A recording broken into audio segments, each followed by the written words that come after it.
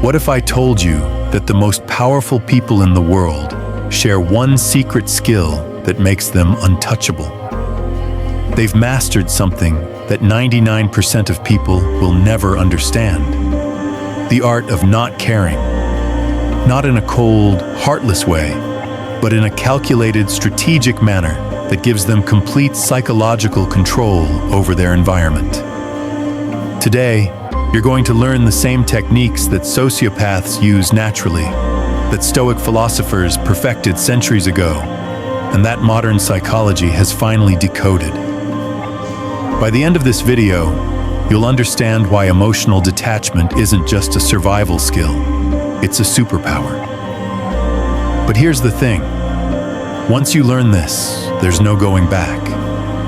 You'll see the emotional manipulation happening around you everywhere. You'll recognize when people are trying to control you through your feelings. And most importantly, you'll become immune to it. So if you're ready to join the 1% who truly control their emotional responses, keep watching. Because what I'm about to show you will fundamentally change how you navigate every relationship, every conflict, and every challenge in your life. First, let's understand what's actually happening in your brain when you become emotionally attached. Your limbic system, the primitive part of your brain, is constantly scanning for threats and rewards. When someone gives you validation, your brain releases dopamine. When they withdraw it, you experience actual withdrawal symptoms. This is why most people are emotional slaves. They're literally addicted to the approval of others. Their mood, their self-worth, their entire sense of identity depends on external validation. And here's the dark truth. Manipulative people know this and exploit it ruthlessly. Think about it. Every time you check your phone for likes, every time you feel anxious when someone doesn't text back, every time you change your behavior to avoid conflict, you're being controlled by your emotional attachments. The most successful people, CEOs, politicians, master manipulators, they understand that emotions are tools, not masters. They feel emotions, but they don't let emotions make their decisions. This is the fundamental difference between those who control and those who are controlled. But here's what's fascinating. Emotional detachment isn't about becoming a robot. It's about becoming the programmer instead of the program. You're not eliminating emotions. You're choosing which ones deserve your energy, and which ones are just noise designed to manipulate you. The ancient Stoics figured this out 2,000 years ago. Marcus Aurelius, the most powerful man in the Roman Empire, wrote in his personal diary, "You have power over your mind, not outside events. Realize this, and you will find strength." The Stoics developed what they called the dichotomy of control. Everything in life falls into two categories: things you can control and things you cannot control. Your thoughts, your actions, your responses, these you control. Other people's opinions, the weather, the past, the future, these you cannot control. Here's the game changer. 90% of your emotional suffering comes from trying to control things that are outside your control. When you truly internalize this principle, you become psychologically invincible. Let me give you a practical example. Someone insults you. The natural response is to feel hurt, angry, defensive. But a Stoic would think, this person's opinion is outside my control. My response is within my control. Their words only have the power I give them. This isn't about suppressing emotions. It's about choosing your battles.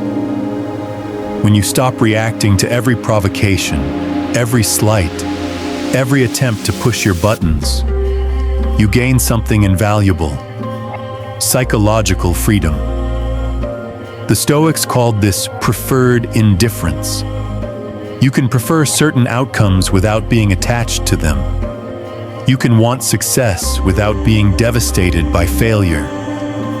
You can enjoy relationships without being destroyed when they end. Now let's look at this from a darker angle. Sociopaths and psychopaths are naturally emotionally detached. They don't feel empathy the way normal people do, which gives them a massive advantage in manipulation and control. I'm not saying you should become a sociopath, but you can learn from their psychological patterns. They understand that emotions are weaknesses that can be exploited. They remain calm under pressure because they're not emotionally invested in outcomes the way others are. Here's what they know that you don't.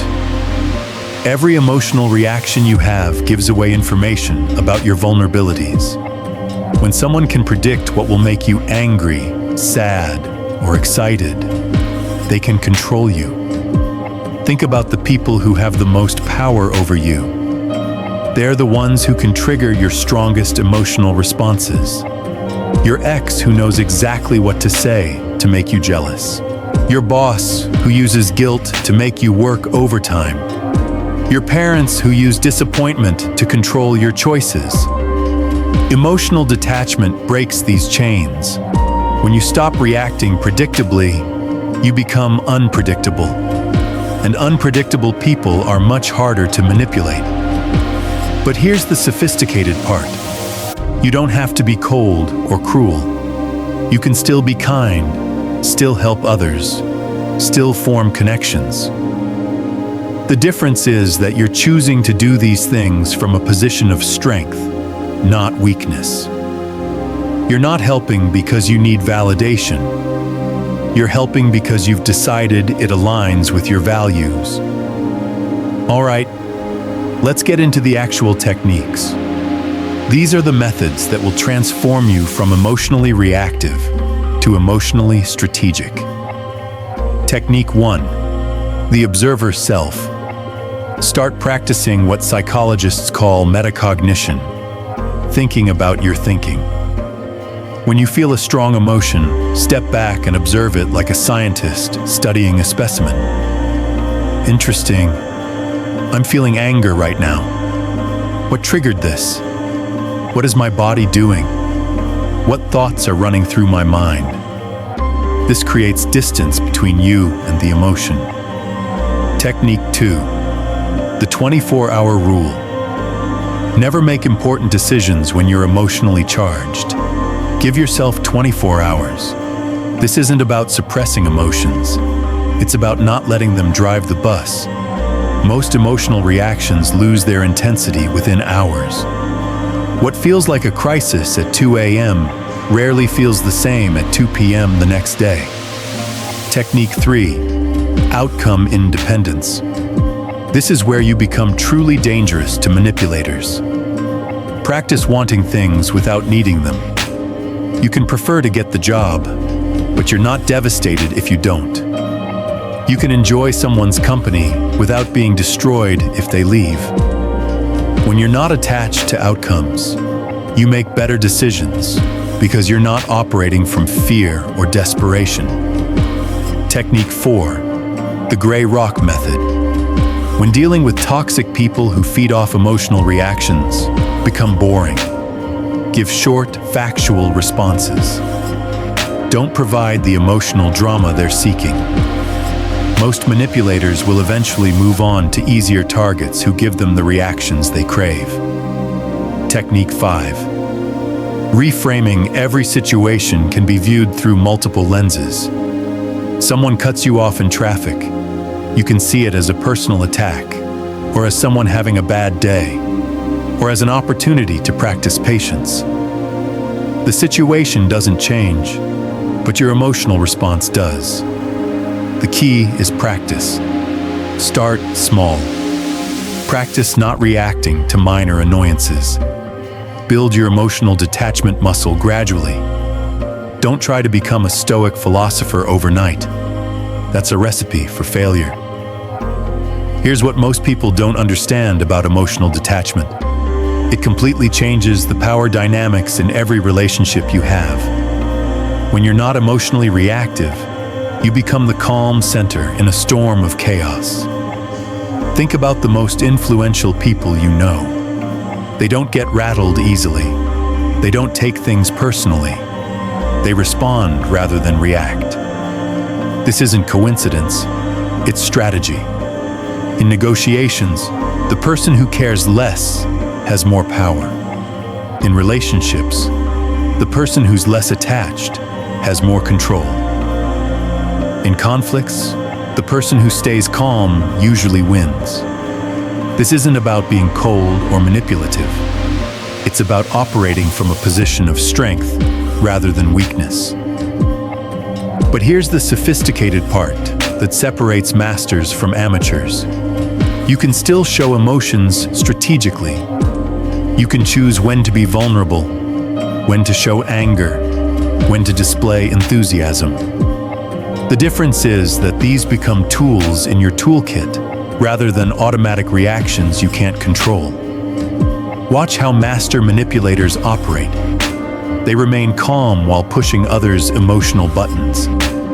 They stay detached while making others become attached.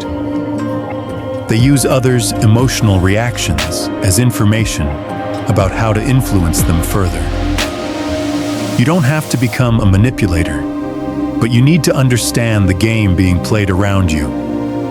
When you're emotionally detached, you see the chess moves that others miss because they're too caught up in their feelings. This is why emotional detachment is so threatening to some people. They lose their ability to control you through guilt, fear, anger, or validation.